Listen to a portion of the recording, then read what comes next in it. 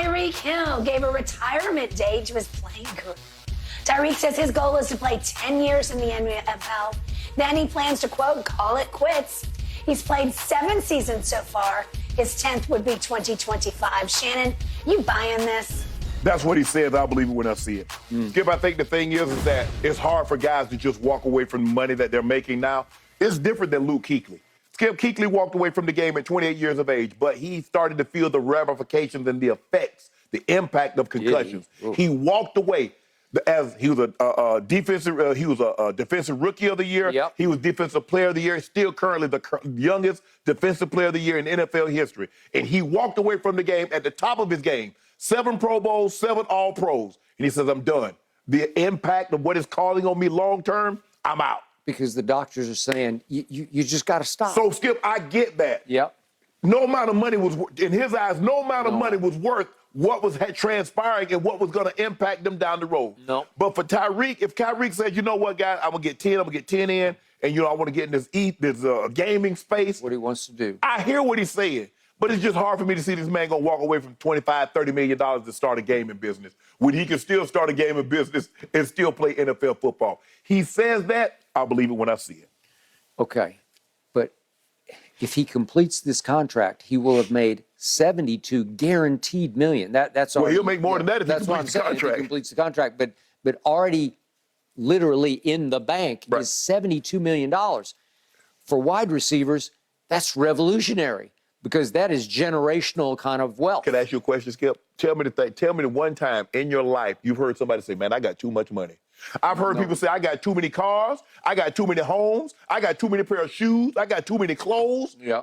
I ain't never heard nobody say 200 billion, 300 billion. I ain't never heard, man, you know what, man? I got too much money. I don't know what I'm doing. I will stop. I once made the mistake of saying same thing to Tex Schramm, who started and oversaw the Dallas Cowboys. Right. And he looked at me, he said, nobody has ever had enough money. And he's talking about the Rockefellers. Yes. They never have enough money. Because they try to get more. Okay, I got it. But it's possible that Tyreek will make so much on this deal that 10 years is 10 years. I don't know his body very well about how much wear and tear he's taken because he has stayed very healthy. Yes. Mainly because of the position he plays. It's hard to get a hit on him when you can't catch him. You can't catch him, and when you're split out that far, you can stay out of harm's way. And he does a great job of like seeing the collision about to happen, and he'll get down up under the hit. So I ain't got no problem with him avoiding contact, but it's just hard, Skip, to just walk away from that kind of money. When I've watched what you have gone through, it's even harder to walk away from the life, the camaraderie, the locker room. The Sunday, Sunday is, you can't replace Sunday, right? Yeah. Okay. Hell, Skip, they got punters and kickers making more than what I made. And it was a different game, Skip. It was a different game. You played, even if you had the slightest injury, you shoot, no matter what, you shot it up and you went play. Okay. And these guys ain't playing like that now. I got it. But if you do have a second career that you are on fire for, for he's sure. really into gaming, he says he's going to start his own team. Right. Well, to your point, you can do that while you're playing football. Right. But if he's on fire and that's going to scratch his competitive itch, then you're good to go. But most guys don't have that. LeBron is worth a billionaire. Yeah. And he got production companies. He got all this stuff going. He wants to be. And guess what? He said, I can do all that. I put people in place. He did. Y'all do that. Yeah. I'm still going to cash the NBA checks. Okay. I got it. Tyreek's got over 8,000 career yards, guys. That is a lot of wear and tear. Yep. Gentlemen, let's talk about LeBron a little bit. Do you think he's going to go off tonight against the Suns? Yep. Let's see your predictions when we come back. We are just under 3 weeks away from the NFL draft. Many teams have already made a flurry of signings or trades this offseason. That includes the likes of all-pro players like Stephon Gilmore and Jalen Ramsey. They're both changing teams, just to name a few. Shannon, out of the 32, which team do you think has had the best offseason so far? Honestly, Skip, I really love what the Bears did. I love that the fact that they traded that pick. They showed that they believe in Justin Fields. They get him a true number one receiver in DJ Moore. They signed Tremaine Edmonds. I played his dad. His dad was Pharaoh, played with the Dolphins. Eberflus likes to run a cover 2 shell. Linebacker gets deep, covers the middle, protects the middle of the field. He can do that. Nate Davis, they got a protector for Justin Fields. I like DeMarcus Walker at defensive end. I like Edwards, the linebacker. I like P.J. Walker as a backup, played well, even beat Baker Mayfield out for a job. And I like Robert Tonyan, pair him with Cole Kmet. I love what they did. They're still able to get a good, solid player with the 9th pick because, as I said, they traded the #1 overall pick to Carolina, and they got a 2nd-round pick this year, a 2024 first-round pick next year, and a 2nd-round pick in 25. I love the moves that the Bears made, and they're going to make some noise in that division. It all depends on how much growth can Justin Fields give me. He give me a little bit of growth. If he can give me a little passing, a little more passing to go with them legs, there he go. Okay. I do not love what the Bears did because the Bears made the wrongest move of the offseason. You wanted them to keep They had a chance to draft Bryce Young, #1 overall, and trade Justin Fields. And somebody would have given them something for Justin Fields. I think somebody would give him a 1st-round pick for Justin Fields. Do you think they could have got for Justin Fields what they got for that #1 pick? No. Okay. Could not.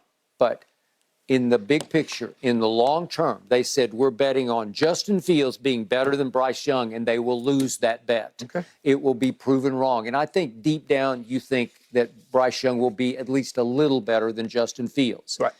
You can argue that to make this work, that Bryce Young would have to be a whole lot better than Justin Fields to make this that wrong. But I think he will be. I'm still not convinced. I love what Justin Fields did with his legs last year because I did not see that coming. I never saw that at Ohio State.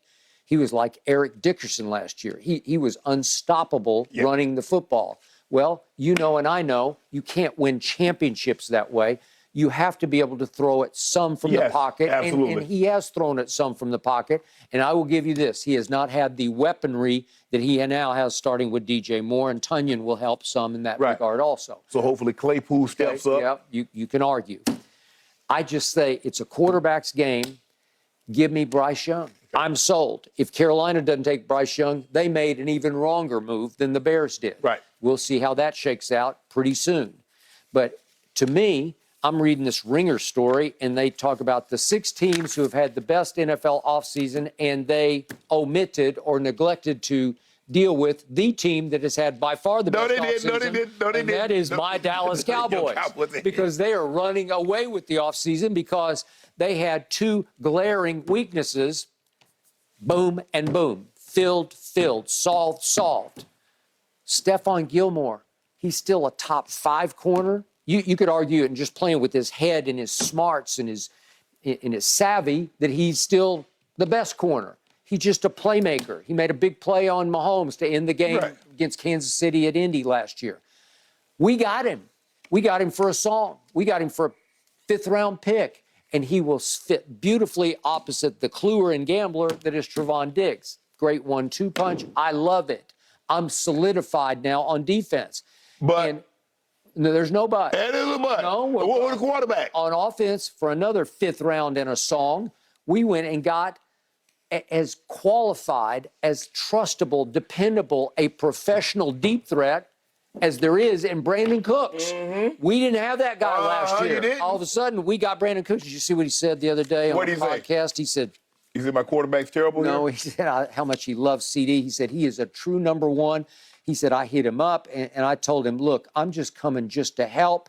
Like, there's no ego. Brandon Cooks has no ego. He's not going to threaten CD as the true #1 that he is. So all of a sudden, glaring need filled. But I'm not so sure. Has Brandon? Did anybody view Brandon Cook as a #1? No, I don't view him as #1. I just think he's a legit deep threat. But guess what? How many times your quarterback hit somebody deep last year or the year before that? Okay, that could be a problem. A rising tide lifts all boats, including Dax, because all of a sudden I'm looking at my defense and wait a second, we re-signed Donovan Wilson. I was sure he was gone. Van Der Esch is back. He's a Pro Bowler. But that just goes to show you that your players that you think are so valuable are not as valuable to other teams around the league as you think Maybe they are. Maybe they took hometown discount because they wanted to play for a Super Bowl champion in Dallas. Well, here's the thing, Skip. If I can make $2 million in Dallas, I can make $2 million somewhere else that has state income tax. Well, clearly I'm gonna stay in Dallas. Fair point.